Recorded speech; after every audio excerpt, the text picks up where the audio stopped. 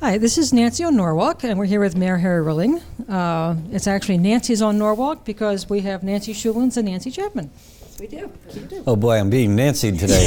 You are. There are worse ways to go. Yes, I can imagine. Mayor Rilling is seeking a fourth term. He was first elected in 2013. He's the former Norwalk Police Chief, and we thank you for joining us today. Well, thank you for giving me the opportunity to address the public. All right. So our first question concerns the reorg. Yes. I believe it cost $181,000, and that was City Hall salaries. So you said it has shown benefits. We'd like to know what they are. Well, as you know, Norwalk is a relatively good-sized city, and it needs to be run in a professional manner with professional people in place, making the proper decisions, doing the things that need to be done. And before we did the reorg, we had 19 direct reports to the mayor. Now, any organizational structure material that you read will tell you that 19 direct reports at an executive level is far too wieldy. You really have a difficult time handling that many people. So for the past 2 years, we were working on how we can professionalize city government, how we can align like functions so that people who are performing like duties are talking to each other, are working together, rather than working in 19 separate silos. So that it has provided really good results already, because we have planning and zoning working with building, working with our neighborhood improvement team. We have traffic and mobility, traffic and parking, or TMP, traffic, mobility and parking, working with our community and economic development functions so that everybody is speaking to each other, knowing what they're doing, and it has shown to be much more efficient, much more effective, and it's much more professional, and most importantly, more transparent. So the things that we're doing are getting done more quickly, more effectively, and people are working together, like I said, for like functions. So it's been a really good experience, but the most important thing is, as I said, Norwalk is a growing city. Norwalk needs to be run in a professional manner with professional people. And that's what we've done. We brought in people with significant experience in other areas, significant talent, people that really have a proven track record of getting things done. So we feel that this is a real home run for us. Okay. You're talking about everybody working together better in the city hall. What about for the average citizen? What have they seen as a result of the rework? Well, we're starting to put more online services. We put together a new data dashboard, which has over 100 data points that people can get online, see where their money's being spent. They can see where their tax dollars are going. They can see where the revenue is coming from. They can look at crime statistics. They can look at response times for our first responders. They can see the number of roads we're paving. They can get information on our Board of Education, students, our demographics. There's a lot of things that we're doing online now that we didn't do before.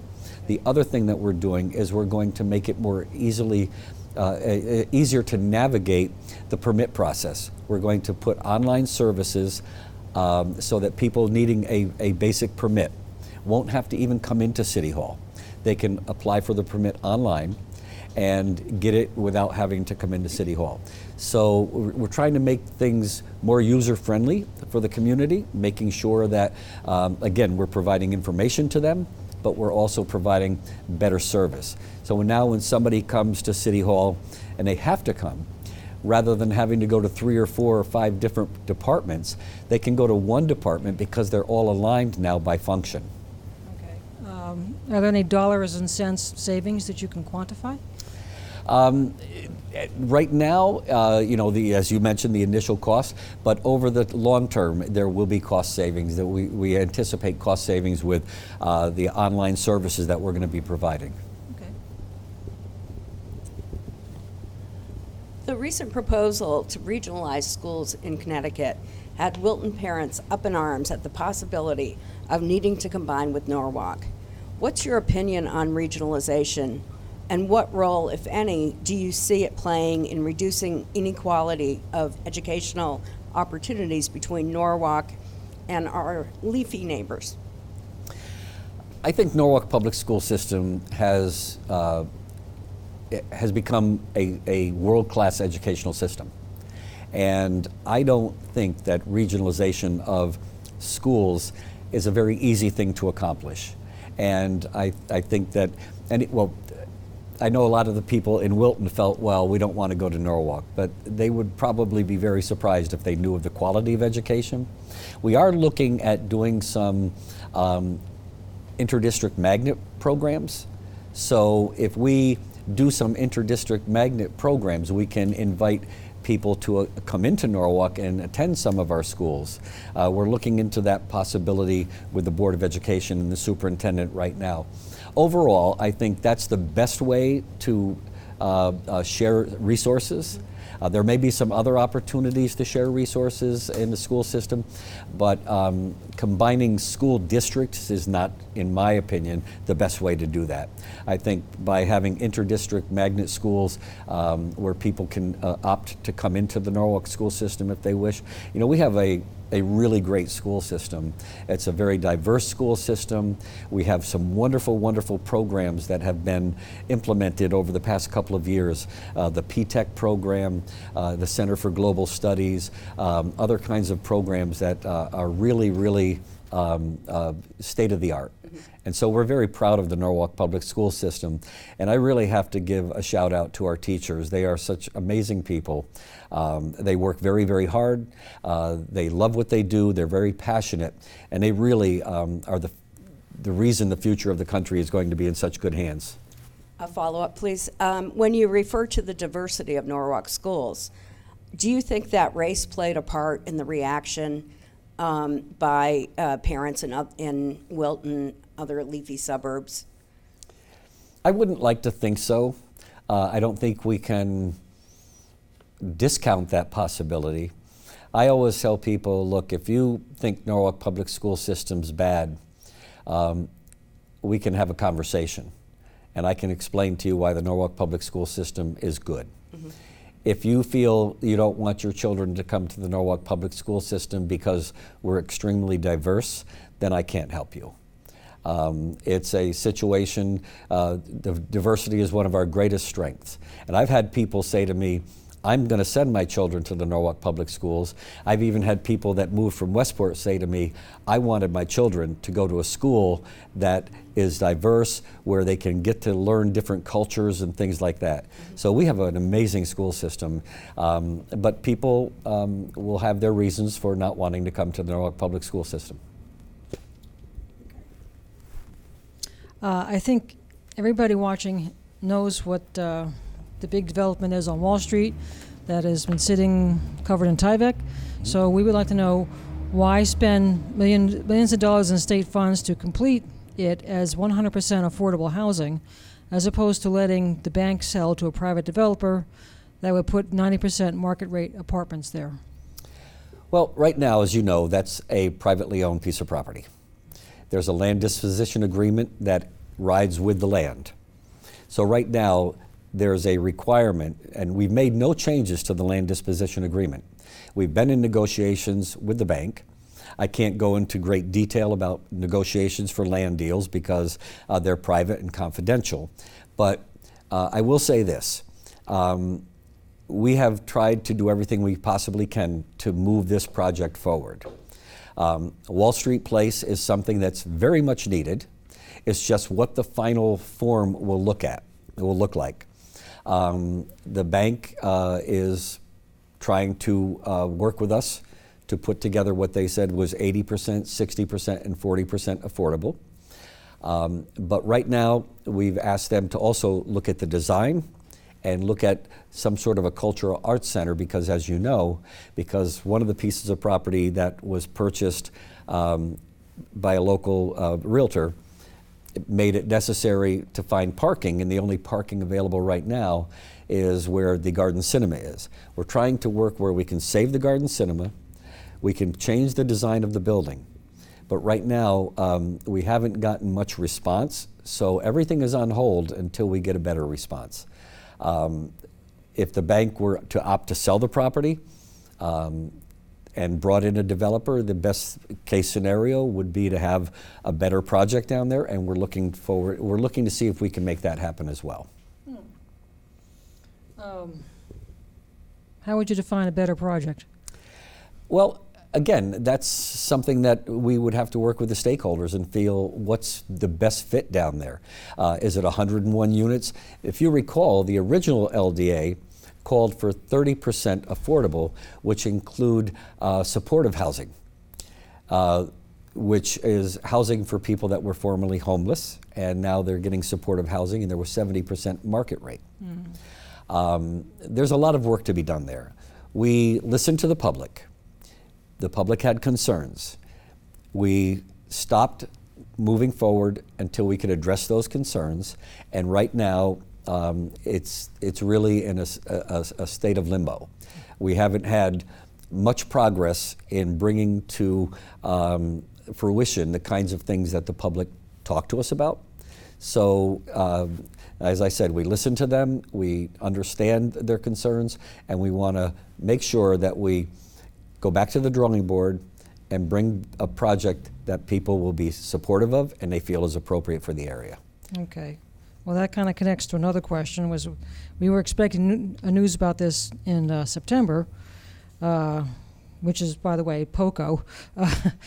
We were wondering, your critics say that there hasn't been any news because it's a contentious issue and that there's an election coming. There hasn't been any news because we haven't made any progress in what we are trying to accomplish. People are going to attach all kinds of things to the election coming and making decisions because you want to put it off. There's been no talk about waiting till after the election. We're just trying to get the best project that we can. And right now, the talks, in my opinion, have stalled, and we're not going. We feel that we've tried to do everything we can to accommodate the Wall Street place moving forward. Mm-hmm. We feel that we really can't do much more. And we're stalled, and I don't know where it's going to go from here, but it has nothing to do with the election. Okay. Well, one last question on this topic. The lawsuit filed against that real estate broker we're referring to has been quite expensive. $700,000, I think. I'm not sure. Why go with a lawsuit rather than accept that he bought it and move on? Because, well, again, this is a lawsuit. Mm-hmm. I don't feel at liberty to discuss a lawsuit. We feel very strongly that we feel very strongly that that property should be returned to the city of Norwalk. Before this happened, there was a major news story regarding the development next to the library that Jason Milligan wanted to put up, and we're wondering that eventually worked out. He paid $500,000 for an option to buy the property at a price that was double what he originally paid, and I think that's because he got zoning approval for a development, which increased the value of the property. So how did the experience of the library shape the city's response to his purchase of POCO Phase 2 and 3 properties? I don't think the two are connected. Quite frankly, he was made aware that the property behind the library was for sale. And when I first came into office, I was very interested in that property, but I was told that the person had no interest in selling to the city. We reached out, we're told we're not going to sell it, and for some reason the property got sold to Milligan. Mm-hmm. Now that piece of property down there is a very valuable piece of property. It's downtown. It could be used for an anchor area. That's a very, very valuable piece of property. And we're looking now to use that property to expand the library. We're working with the library board, and we've got drawings that are going to show a 25,000-foot expansion of the library, and we're looking to then determine if we're going to opt for the purchase of the property that Milligan owns in the bank, okay, and determine how we can really build that area up so that it's kind of a catalyst to bring the Wall Street area back and be an anchor. A library expansion down there would be a tremendous anchor, along with other maybe retail where the bank is and so forth. So we're looking forward to working through that process and making that area all that it can be. That's a really, really good place and a really good place to start bringing Wall Street back. Okay. Well, moving on. When you spoke to us 2 years ago, you said one of the biggest challenges for Norwalk going forward was handling the city's growth. Your opponent criticized the Plan of Conservation and Development, otherwise called the POCD, or the Citywide Master Plan, for failing to address the question of how big we want Norwalk to come. What do you think is the optimum number of people in Norwalk? I chuckle with that because how do we say, okay, no more people coming into Norwalk? I don't know how my opponent would limit the number of people coming in. Norwalk is a vibrant community. People are taking notice of who we are, our location. We've got wonderful resources, parks, recreational facilities, restaurants. We're located on Long Island Sound. We've got an aquarium. We've got a Stepping Stones museum. We've got so much going on in Norwalk. People are taking a look at Norwalk and saying, wow, Norwalk has really, really come a long way. So we want people to come here, to enjoy our facilities. We want people to move here, raise their family here. I just don't understand the concept of limiting the number of people that can move into the city. I don't think I've ever heard that anywhere else. And I just can't get my arms around that. That's kind of, I don't know how she would intend to do that. Was she going to, we are looking at zoning issues. We're going through a complete study of our zoning laws to find out where it's appropriate to make changes. But I don't think zoning laws are meant to keep people from moving into our city. Okay. She also says that the city isn't getting fair compensation for the walk bridge project disruption. There are people saying the Maritime Aquarium doesn't have what it needs, and the balance of the compensation, air conditioning and new fence for the Lockwood Matthews Mansion isn't enough. We're getting a $40 million theater upgrade for the walk bridge program. We also get $5 million for Lockwood Matthews Mansion. We're also looking at a new wharf and a waterfront park where the parking is right now. We've been working through a lot of this, and a lot of people who don't know what we've done, they don't know what's happened, they're going to point and criticize. But we're getting a brand new state-of-the-art theater for the Maritime Aquarium. The Maritime Aquarium has been at the table every step of the way. We're also looking for a wharf for the boats. We're also looking at, like I said, a waterfront park where the parking lot is now, and a boathouse for activities. There's a lot of things that we're planning on getting, as well as money to help mitigate the impact on the businesses. And I'm cautiously optimistic that the project itself is going to be far less intrusive and inconveniencing than people are saying. The Department of Transportation is really doing a remarkable job in trying to mitigate the impact on our community, and I think that it's probably going to be less impactful than people think. But we are getting what we consider to be a fair share for the process. Okay. You said recently that you'd like to see federal money to help pay the cost of educating 300 plus minors who recently arrived in Norwalk, mostly from Central America. How realistic is that, given that Donald Trump is president and is vocally opposed to spending of that nature? Well, I'm always cautiously optimistic that people who work together can get things done. I've written a letter to Congressman Himes. I've written a letter to Senator Blumenthal and to Senators Murphy, asking them to explore what possibilities exist. Congressman Himes mentioned that there's Tier 1 funding, of which Norwalk is eligible, and perhaps there can be an uptick in that. This is not a situation that's unique to Norwalk. Stanford is experiencing the same thing. Danbury's experiencing the same thing. Other communities in other states are experiencing the same thing. What happened was we have a lot of young people that were being detained. They've been released, and they're going to live with relatives and friends in areas where they have those relatives and friends. And now that they're in our city, it's our obligation to educate them. They're young people. We can't turn our backs on them, and they have needs. So hopefully we can get some federal money. If not, then we're going to have to figure out the best way to deal with it. Okay, to follow up, wouldn't it be more likely that the state of Connecticut, controlled entirely by Democrats, would provide more funds? I would hope so, and we certainly will be having that discussion.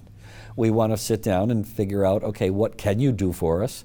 Norwalk is property rich. We have a lot of property compared to other communities. So our ECS funding has been traditionally lower, but thanks to some of the Democratic congressional legislators, we have gotten an increase over the past couple of years in funding. Is it enough? We always could use more. Is there anything in the works in terms of upping the state funding for these students? Well, that's a better question for the state delegation.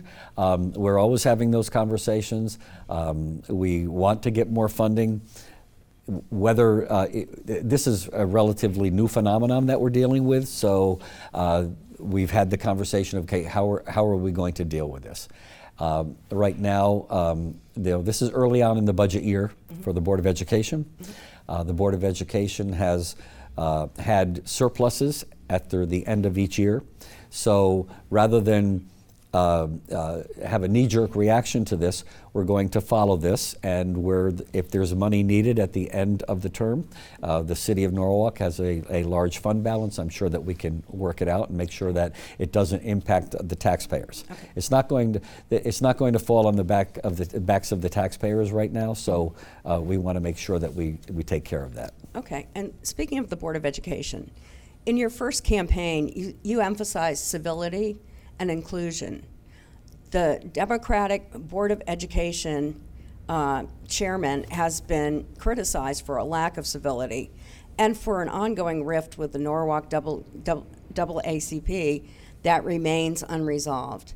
Last we heard, you were letting things cool off in hopes that you could arrange a meeting between Mike Barbas and Brenda Penn-Williams. What's the latest on that?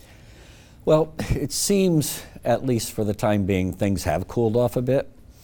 We just attended the NAACP Freedom Fund banquet. Many of the Board of Education members did attend. I was there. Brenda Penn-Williams had always been willing to sit down at the table. I had an agreement to sit down at the table with both parties, and at the last minute, Mr. Barbas decided that he would not sit down, whether it was something, I believe it was something that he read or something that somebody said that made him change his mind. The Board of Education has a tremendous responsibility to educate our children and put the best programs in place. Sometimes people say things that probably they shouldn't be saying. The NAACP has a tremendous responsibility to help people and to provide scholarships for young people. Sometimes people say things they shouldn't say. Hopefully that things have calmed down to a point where we can work together, because really what the main issue here is our children. We can't have these diversions. We can't have these things happening that are going to interrupt the progress that we've made. I would call for civility on both parts. We should be sitting down at the table. We should be meeting on a regular basis. And if people are like-minded, we can do that. So as of now, Mr. Barbas has not agreed to sit down with Brenda and you? Well, the last time I heard from him, he had said that he wouldn't. In all fairness to him, I have not asked him recently if he would reconsider. I hope that we can have not just dialogue if there's controversy, but let's have dialogue on a regular basis. We all have the same goal here, and that's the benefit of our children, the benefit of our community. And we have to be more open to sitting down and having discussions, no matter how difficult they may be. difficult discussions can't be ignored. You still have to have them. Well, if this is not resolved because he will not sit down for a meeting, why renominate him, as the Democrats have, to run for another term? The nominations come from not the Democratic Town Committee. They come from the district committee. So each district has 11 members of the Democratic Town Committee. They nominate the people to run in their district. Mm-hmm. So the people in District E did not have. There was no person that wanted to serve in that position, and they nominated Mike Barbas to serve again. I see. Do you have any questions that you want to answer? Well, I'm really high on Norwalk, mm-hmm. and it bothers me when we have people that would spread misinformation to say that Norwalk is on a downward spiral. I think over the past couple of months, past year, the difference between my opponent and I the differences have become crystal clear. I believe Norwalk is a wonderful community with wonderful people, wonderful resources, and moving in the right direction. My opponent, on the other hand, would make you seem it was just the opposite, that Norwalk is on a downward spiral, not sustainable. Look around. I have people telling me all the time, Norwalk is an amazing place, we love it. So I think it's, my position is that I feel Norwalk is the place where a lot of people want to be, where people are taking notice of us. So, if you look at our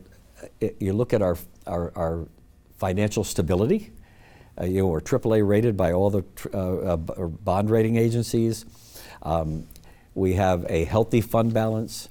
We are contributing money to our pension fund to make sure that we're handling the other post-employment benefit problem that may come down the road, where other communities borrow from their pension fund and find themselves in significant trouble. We're investing significant money in not only our programmatic part of our school system, but in the infrastructure. We're building new schools. We've increased the Board of Education budget so that they can implement their strategic plan far more than any administration prior to this. We've, as I said, invested in our school infrastructure, far more money than any previous administration. We want to make our school system the best it can possibly be, and that's why people are starting to look at Norwalk and saying, hey, we think we want to live there. So we've got so many things going on. They say experience is the best teacher. As you sit here with 6 years in this job behind you, what in your experience, looking back, if you knew then what you know now, would you have done differently? Wow, that's a tough question. The biggest problem that we have in the state of Connecticut is property taxes. I have advocated for property tax reform, seeing how we can take some of the burden off of people who own property and have to pay the taxes. Probably would have tried to do perhaps some more research on how we can make that happen, whether we can get the state of Connecticut to authorize the city to charge a penny sales tax so that we can use that money. And it would be something that we could do, we wouldn't have to do, but add a penny sales tax to sales in the city of Norwalk. Property tax is a very regressive tax, and it treats people differently from different situations. We need to look at a better way to tax. And if I could point out one thing that I felt we could have done a little bit more on, maybe that was it. Okay. Are we done? I think we are. Well, thank you very much for joining us today. Thank you for the opportunity to reach out to the public. It was our pleasure.